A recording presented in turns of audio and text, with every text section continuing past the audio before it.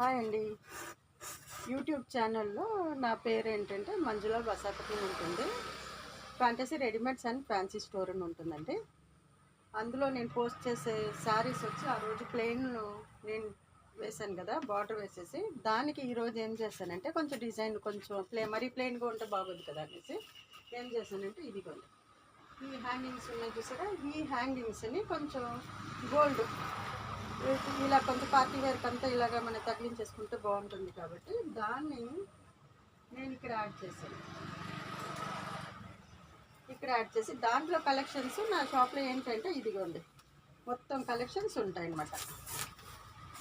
అన్ని కలెక్షన్స్ ఉంటాయి మొత్తం అన్ని. దానికి సంబంధించింది గ్రీను, లేదంటే బ్లూ,